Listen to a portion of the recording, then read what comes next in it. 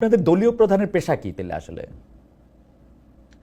ওনার অবশ্যই আয়ের উৎস নিশ্চয়ই আছে, আমরা কেউ জানি তাহলে না উনি কেন? কিভাবে ওনারা এখন এটা উনি এতদিন ধরে দেশের বাইরে আছেন, ওনাদের ওনার ফ্যামিলি আছে, ওনার স্ত্রী আমার ডক্টর জুবাইদা কর্মরত আছেন।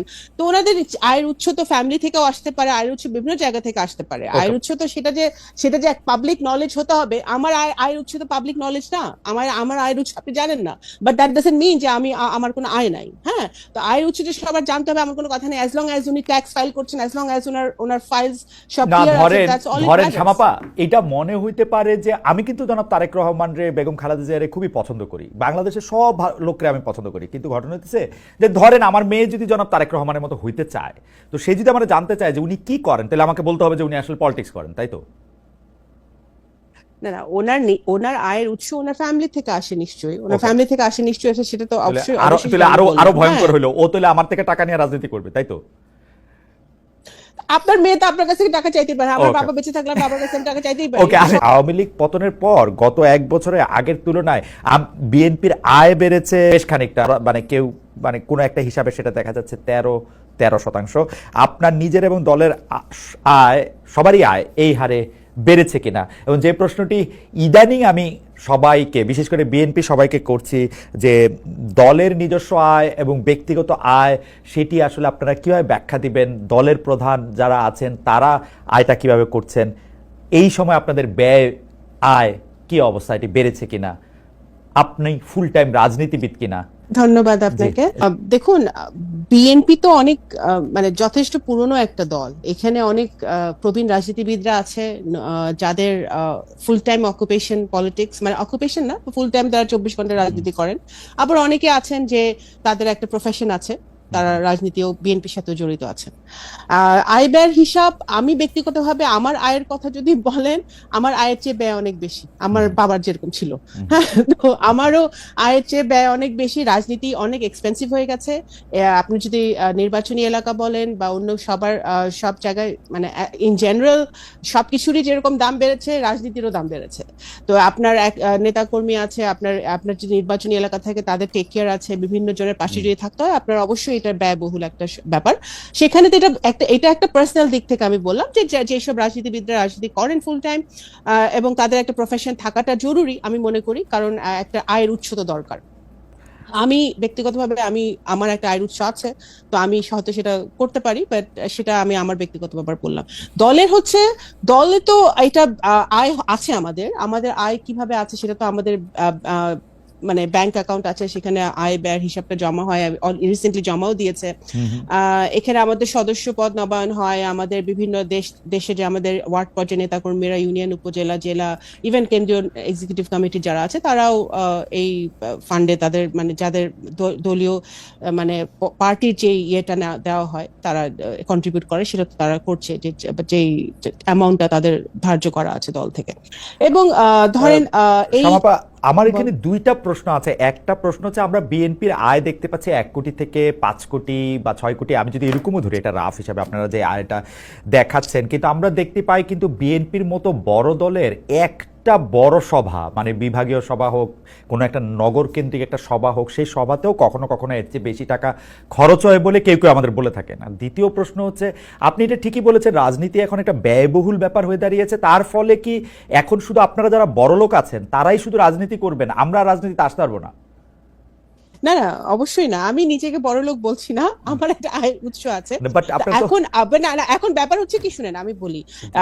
এখানে আপনার যে কোনো একটা পাবলিক মিটিং করতে হলে বা যে কোনো একটা সভা করতে হলে অবশ্যই সেখানে টাকার খরচ হয়। সেখানে অনেকে ব্যক্তিগত পর্যায় থেকে কন্ট্রিবিউট করে, যারা অ্যাফোর্ড করতে পারে, দলকে কন্ট্রিবিউট করে, যারা দলের অ্যাক্টিভলি দল করে, তার নিজে থেকেই করে। এটা যদি আপনি এটা দলকে ভালোবেসে করে, দলের নেতা হিসেবে করে, দলের কর্মী হিসেবে করে, অনেকেই করে। এখন আপনার কিন্তু আপনার হাসিনা যাওয়ার আগে পরে সব মিলিয়ে যদি আপনি ধরেন, গত কয়েক বছরে কিন্তু বিএনপির প্রত্যেকটা সবাই কিন্তু আমাদের আমি যত নলেজে আছে আমার, যে এটা যে সেন্ট্রাল থেকে যে টাকা দেওয়া হয়েছে বিভিন্ন জায়গা থেকে লোক আসার জন্য বা অঙ্গসঙ্গ, তা কিন্তু নয়। অনেকে কিন্তু নিজের পকেটের পয়সা খরচ করেও তখন এসেছে, আমি জানি সেটা ব্যক্তিগতভাবে। হ্যাঁ, আমার বিভাগে আমি বলতে পারি যারা অনেকে এসছে, কিন্তু সেটা দলকে ভালোবেসে এসছে, একটা আন্দোলন চলছে সেই জন্য এসছে, এবং সেই স্পিরিট নিয়ে কিন্তু অনেকে এসছে ওকে, এবং নিজের বাগাইটের পয়সা খরচ করেছে। সেটা ঠিক, কিন্তু যখন আপনারা ক্ষমতায় যাওয়ার কাছাকাছি বা ক্ষমতা যাওয়ার দৌড়ে আছেন, তখন কিন্তু একটু ম্যাট্রিক্সটা চেঞ্জ হয়। যারা নিজের থেকে আসে তারা একটা সুদূর প্রসারী চিন্তা ভাবনা নিয়েই আসে। যেমন আমি যদি এখন আমার বন্ধুকে চিন্তা করি যে আসলে এখন বিএনপি সভায় যাইতে চাবে, আপনাকে অনেকগুলি টাকা দিয়েই যাইতে চাবে আপনার পাশে শুধু বসার জন্য, তার একটা স্বার্থ থাকবে। সেই জায়গা থেকে আমি এটা বলতেছি যে মানে আপনারা এটা স্বচ্ছ ওই রাজনীতি দেখেন, ওই রাজনীতি থেকে তো আমরা বেরোয় আসতে চাই। দল আমি মনে করি ওই ধরনের পলিটিক্স আসতে তো চান, মানে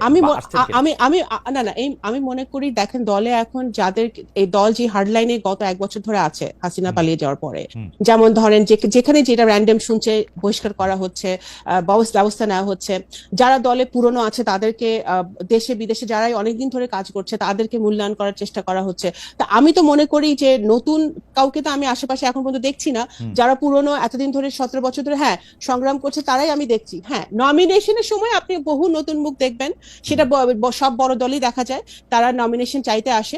কিন্তু এটা দলের উপর ডিপেন্ড করে যে দল যে কর্মী বা যে নেতাটা দলের পিছনে শ্রম দিচ্ছে বা কাজ করছে তাকে নমিনেশন দিবে না একজন নতুন কাউকে দিবে।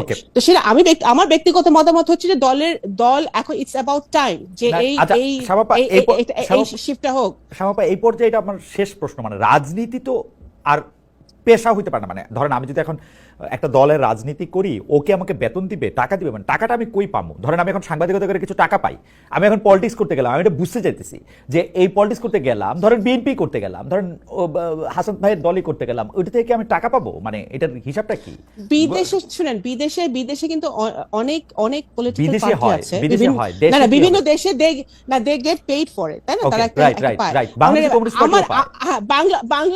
বাংলাদেশে তো বিএনপি বা আওয়ামী লীগ বা জামাত, আমি জানি না পায় নাকি, এরকম কোন দল, কিন্তু কোন দল থেকে কোনো টাকা পয়সা আমরা দেওয়া হয় না। কমিউনিস্ট পার্টি পায়, ভালো কথা, দেয়ার লাকি, তারা পায়। কিন্তু বিএনপির মতো এত বড় দলে একটা দল মেনটেন করা, সেখানে তো এখানে দল থেকে তো এরকম কিছু হয় না। বাট আমি মনে করি পলিটিক্স কখনো পেশা হতে পারে না। পলিটিক্স অফকোর্স আমরা প্যাশন থেকে করি। এই লোকটা চলবে কি করে? এই লোকটা ঘরের মানে বউ বাচ্চারা খাওয়াবে কি করে? না, একজন শিক্ষক রাজনীতি করছে না, একজন ডাক্তার রাজনীতি করছে না, একজন ইঞ্জিনিয়ার রাজনীতি করছে না, আমি সবাই তো এক ব্যবসায়ী রাজনীতি করছে। পেশা হিসেবে তো একটা কিছু থাকতে হবে, পেশা হিসেবে একটা কিছু থাকতে হবে।